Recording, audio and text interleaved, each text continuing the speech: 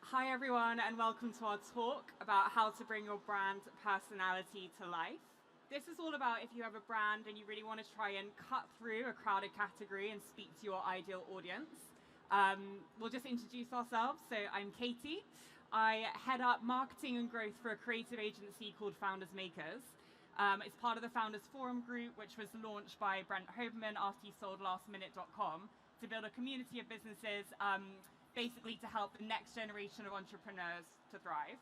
And so essentially we work with startups, scale-ups, and legacy brands like Diageo, L'Oreal, Garnier, scale-ups in fintech, like you might have heard of the Plum app, the fintech app, or Little Moons, like an FMCG brand.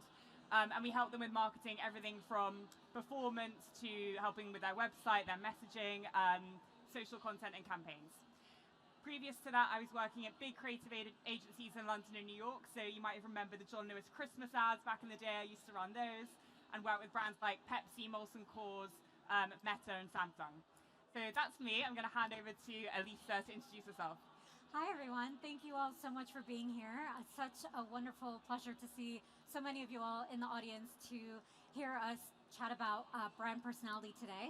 My name is Alyssa Jaffer. I am the Senior Global Communications Manager at Deliveroo, and I've been there for a few years now, and I'm also a freelance journalist. So I write about issues across careers, health, travel, lifestyle, brands, femtech, fintech, kind of across the board in terms of subject areas. You might see my writing in Stylist magazine, Albright Post, Business Insider, The Drum, and a few other publications as well across the US and UK. So we're going to have a little bit of a fireside chat, bringing, I guess, both agency and client and freelance experience to this conversation. But I'd love to get a little understanding of who's in the audience. So if you're a marketer for a brand, can you raise your hand? Okay, so that's kind of the majority. Do you work, are you a founder of a brand? Anyone? Okay, so an interesting spread. Great, thank you. I think we're going to kick off and have a chat about this. Yes, so a few bits that I wanted to chat about just to set the scene of where we are at the moment in today's stage around brand personality. So quite a lot of marketers in this group, so you all will know, this won't be a surprise to you, that competition at the moment is fierce. There has never been a time where your customer has been more smart than they are now, more access to information, and more access to disinformation, that it's our job then to counter and to ensure that people know and understand what exactly they're buying and what they're selling. What we're also seeing quite a lot of is the consumption of digital content has moved so far towards selling. And as individuals, as consumers, we're constantly being sold to. So in that environment where there's the most easy access to information than there's ever been before, there's the most players in the marketplace that you're competing with than at any other point in history, how then do you cut through that noise? Yeah, and it's interesting. I was at a supper club with CMOs from brands like Converse, CarWow, and Flow App, and the kind of like red thread connecting all of these CMOs was, we'd have to basically invest in long-term brand building, but also immediately prove out the impact of the marketing you're doing right now. And all these marketers are really feeling that pressure. So you have this extremely competitive landscape that Elise has talked about, and then this drive to prove immediate impact. And so it's super challenging, right? Absolutely, and I think as well, when we know that content is king, and so many brands are churning out content, you see all these LinkedIn influencers across all these social channels that are constantly vying for engagement and attention. When you then step back from that, you're almost absent from the conversation. Yeah. But to take it really down to its basics, Katie, tell us from your view, what is brand personality and why is it so important? Yeah, I mean, a brand personality is really about how your brand shows up visually, verbally, and how they connect with your audience from an emotive standpoint.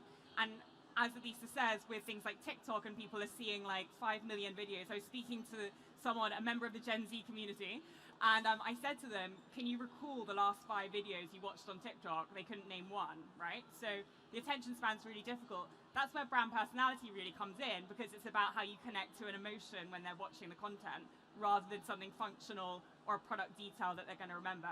So how you're making your consumer feel when you interact with a brand.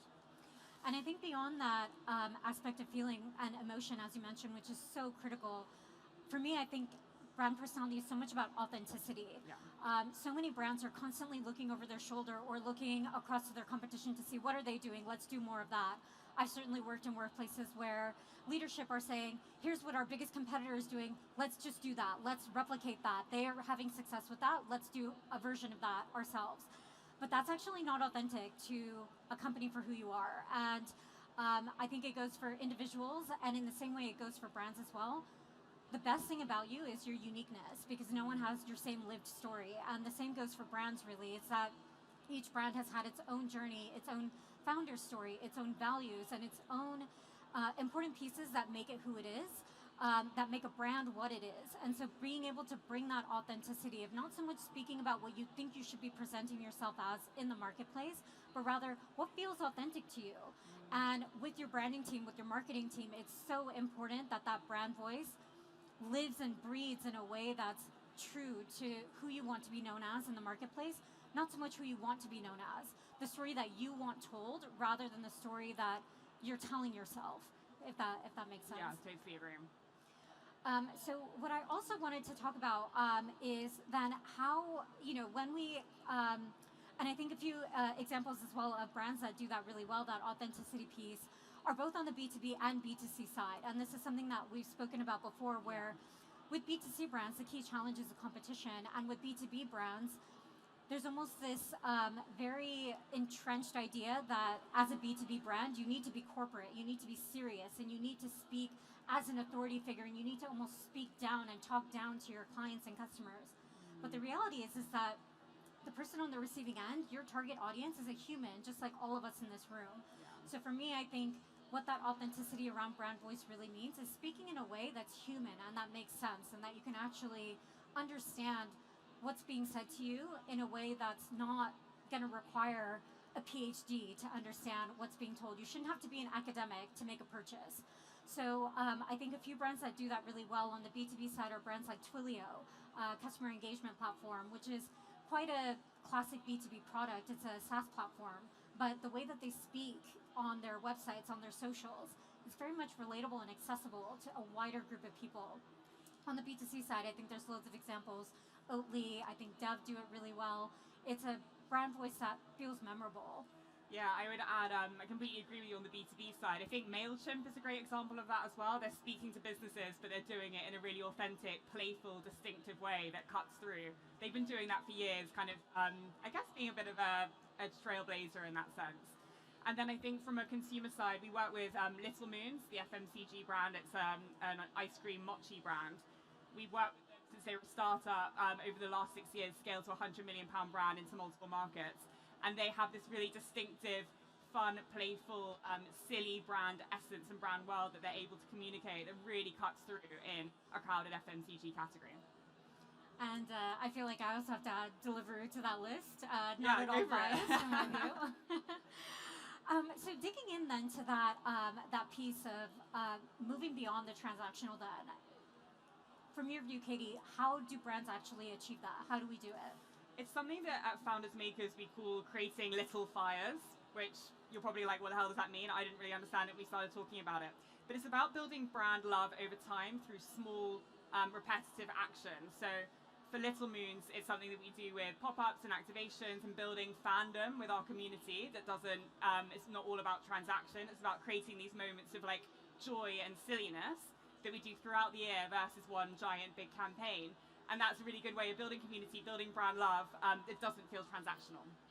I really like that. And I think for me, when it comes to going beyond the transactional and actually building a community with your customers that goes more to a connection standpoint. So as marketers in the room, you'll know as well that with your customers, there's going to be so many dozens of touch points that a customer will have with your brand before they actually decide to purchase. And it's this constant proof that you're needing to make to your stakeholders, to your leadership, and as well to your sales team that a deal that you close is a deal that the sales team closes is actually has this long backstory of touch points that the marketing team has built in order to have the customer consider that brand journey before they actually decide to purchase, especially for high ticket items and especially in the B2B space that can be so challenging. For me, I think it really goes down to the basics and the fundamentals of building out your brand voice, which a lot of companies skip. They skip the foundational work and the basics of what it really takes to build out your brand voice, because that work is hard and it takes a long time and it takes a lot of effort and a lot of introspection and reflection, and there's not an instant ROI on that work. I completely agree. I was on a panel recently with an investor from Active Partners who invests in the likes of Soho House, Leon, all of those kind of brands, and they were speaking to some of their brand founders in the panel. And Active Partners is kind of unique in an investor sense, in the sense that they really believe in brand. And so when brands want to spend a load of money on brand, it doesn't have that immediate ROI. A lot of investors are like, well, where's the return? And he was talking about when to invest in brand, because maybe you're founding a business, you just feel like you need to get an MVP out there, start getting some customers, start getting a bit of product market fit, which is absolutely right. But at some point, you need to invest in those core pillars of who you are, who your customer is, what your brand values are, your brand essence, and articulate that voice. And if you don't do that early enough, you kind of have nothing, no foundation that your brand is hanging on. So his perspective was get a sort of MVP out, then do a lot of work on that core brand pillar piece, then just go out and get your customers, and then later you can invest in big splashy brand like refreshes and come to an agency like ours and spend loads of money on it. But really doing that strategy piece early is quite important. Otherwise, you don't really have a flag to pin yourself on. And from my view, I think if you don't have a brand marketing team or anyone in your company that's responsible for doing that foundational work, it's on us. It's on you. Those of you sat here today. It's up to us to actually build out those brand fundamentals. So a few pieces that I would recommend to start. Number one, what are your company values? And not just what's splattered on the wall inside your office, but actually what does your brand stand for? How do you interact with your customers, your stakeholders, internally and externally? How do you want to present? What are those values and what do they really mean in practice? I think another area that's really worth exploring is brand archetypes. So if anyone here is not familiar, there was a Swiss psychologist in the 1940s called Carl Jung, and he basically built out these archetypes that humans follow, these kind of different personality traits that almost define you as a person. And since then, that work has been iterated in order to build out 12 key brand archetypes. So things like the explorer. Some of you in the room might be familiar with the brand Patagonia. They're a retail brand, that is mostly centered around adventure and hiking in South America. So their brand voice is very much about exploring, adventure, looking ahead, and seeing the unknown, which is very different to a brand like Disney, for example. Their brand archetype is the magician. So they're very much about transformation, that kind of magical touch of sprinkling fairy dust over something for a sense of wonderment. And that really goes so far beyond selling a product to a customer. It's almost this ethereal kind of meta level that you really need to explore and understand first before you can do that. Then once you know your brand fundamentals, what do you stand for? What do you want to be known as? What's your mission, your value, your founder story that's really going to define why you started your business in the first place? From there, then you can start building out your brand guidelines, your color palette, your tone of voice guidelines, your style book, your style guide, your brand book. All of that stuff comes later, but until you do kind of that investigative work at the beginning to really dig into why do you exist? What value are you serving in the marketplace? What problem are you solving? Before you do ask yourself those hard questions, it's really difficult to then build a brand off of that. Yeah, and a great example of that is Proper, the Propercorn snack brand. So they have a great founder story behind it. The founder used to make popcorn with her dad, who sadly passed away. Then she went and worked in big ad agencies and realized, I don't know if you guys remember back in the day, the snack options were like a Kit Kat or a rice cake. And she realized there wasn't really a gap in the middle for something that was tasty but not going to make you feel really guilty. So this is kind of about guilt-free snacking, but she was obsessed with flavor and making sure the detail of everything in her product was great. And so brand value in her company was about the small things matter, which is about literally the small pieces of popcorn and how they sprayed onto the popcorn using a specific technology that made it was really fine dust, but also a kind of rallying mission within the company about everything you do as an employee, like the small details matter, and that's how they're going to be successful. So that's kind of an interesting example of how a value, rooted in product is also a kind of a core company and employee value as well. I think the other challenge, and you touched on it there as well, is then how do you get the rest of the stakeholders within the business on board with the brand? Yeah, it's a really interesting one. I was speaking to the CMO of CarWow, who's just done a big rebrand. He's worked at a range of big companies and done the rebrands. And I said to him, your CFO might not be as excited about a rebrand. It seems like a lot of money to invest in coloring in. How do you get people on board with this? And he was like, you have to, from the very beginning, get everyone on board and understanding the importance of this is not just a coloring in exercise. This is going to affect the bottom line. It's going to have impact. And so I think it's really kind of articulating that early so that when you go on this project, you've kind of got all these key people behind you. And I think part of that challenge then as well is really understanding what it takes to build a brand. So a lot of those examples that we've been speaking about, yes, it'd be amazing to have that type of brand awareness, that type of brand recognition in the marketplace. But what we always forget is that those brands have taken decades to build their place in the marketplace. It didn't happen overnight. It took years of investment and of capital investment in order to really build that brand story. So for me, I think consistency is so key in that space. Companies like Deliveroo, which have been relatively new in the marketplace, but have managed to build a brand that is almost a household name by now. I'm sure all of you have ordered a takeaway at some point. It's a lot about timing, but as well, it's also about solidifying that brand and how then can you use the limited resources that you have available in order to educate then the other people in your team and in your company that this actually is worth investing in. Content marketing is worth investing in. And although these are slow burn channels, brand awareness, content, they actually will then provide you with benefits in the longer term, because then your investors will be familiar with the brand. Your customers will know you and they'll be more loyal to you. And a lot of this is around customer psychology as well, which it's really difficult to measure. So it's really hard then to prove that ROI. But the companies that do it right, do it consistently, and they don't question the value of it because they have the results to prove it. Totally agree. Yeah. So let's talk a bit more about storytelling and cutting through the noise. Yeah, with storytelling, I think it's about what's really interesting, which I'm seeing a lot of brands do really well now, is clarifying what their brand story is, but then I guess inviting in advocates or the community or their users to kind of tell the story for them on their behalf, because as consumers or audiences, we're much more skeptical of brands being too brand out now. We have a load of different options. So why that's led to why UGC is so popular. So if you can, as a brand, build a really strong community around you, get super fans, advocates, with little means we have quite like a fanatic audience base, and get them to start producing content on your behalf and telling that story, it's really connecting with audiences in a much more authentic and powerful way. I really love that because as humans, we connect through our emotions.